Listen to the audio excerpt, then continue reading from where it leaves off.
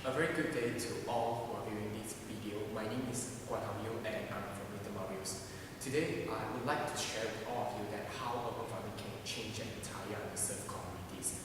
So our idea comes from the problem faced by most of the underserved communities, which is financial restriction. So most of them are actually facing some difficulty in securing some fund for the home, and also at the same time, they are facing a problem where they are lacking of exposure towards the real operating system in their local society. We then come up with the potential project and a possible way to tackle these two problems at the same time, which is to involve the underserved communities into urban mushroom farming. The first thing that we do is to reach out to the underserved communities here in Penang, Malaysia. That marked the starting of the preparation phase for Little Marios. We sent out numerous emails to homes in Penang, and finally one of them responded with the interest towards our offer. And then Little Marios, we take the initiative to interact with them physically and organize the first activities by Little Marios. The activities is a workshop where we collaborate with the new mushroom product startup named MaGIC to bring a first hands-on mushroom growing experience to the kids. This whole preparation phase went very smoothly and it takes around 3 weeks.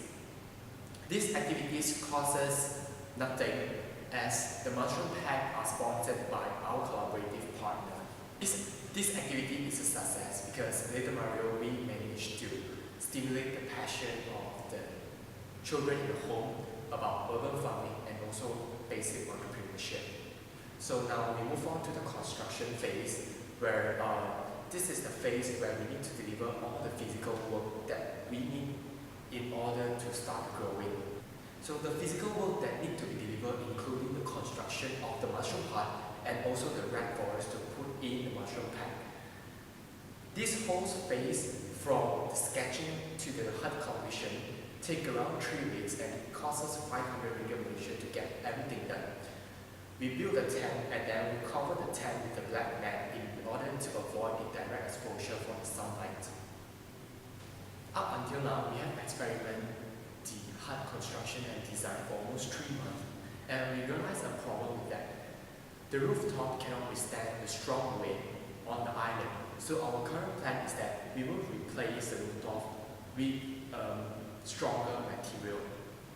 After the completion of the mushroom hut, we move on to the growing phase. So we started off this phase by purchasing the mushroom pack as a raw material. So we try to reach out to the local supplier, but then in the process, we discovered that there are not much mushroom farm in Penang Island, which means that we have limited supplier, and this will increase our cost for the whole project. So we have come up with a solution that we will divert our attention, not only focusing in the island, but we also will focus in the mushroom farm from the mainland. So in this way, we can sort out a list of potential supplier, and we will have a choice to pick whichever offers us with the lower price. In the whole growing process, we keep the children in the home involved in the process so that we can share our urban farming skills and also knowledge to them, and to let them benefit themselves from the process. After the growing process, it's now the harvesting period. As mushroom growing is a very quick process, we will need the full cooperation from the children in the home to harvest and also to extract the production data in order for us to do the marketing later on. So here, we encountered another element of our social business, which is our business require a behavioral change of our beneficiaries. To be precise, we need them to carry out physical tasks to keep the operation running. With this, the children's passion will slowly get erased. So after much discussion, Little Marios has come up with a plan that we will pay frequent visits and also organize more workshops and activities for the children in the home. So we target that in this way, we can let the children to have a sense of belonging and responsibility to the project, and this will really keep the process run smooth and the business to sustain. After harvest, Little Mario will hold the responsibility to sell the mushroom to our customer. So Throughout the experiment, we face a problem, which is the transportation problem for us to transport our mushroom to our customer. This happened because we do not have the enough manpower or money to rent and transport. Now we are readjusting our target customer to be the restaurant or the cafe where they can have their own transportation and to pick up mushroom from our farm. Currently, we have reached an oral agreement with one of the cafe nearby that they will come and pick up the mushroom themselves.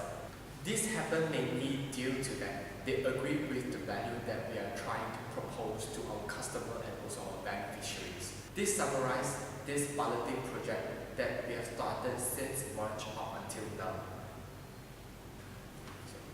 Besides all the operating details that we discussed earlier on, Little Mario does run some research projects as well.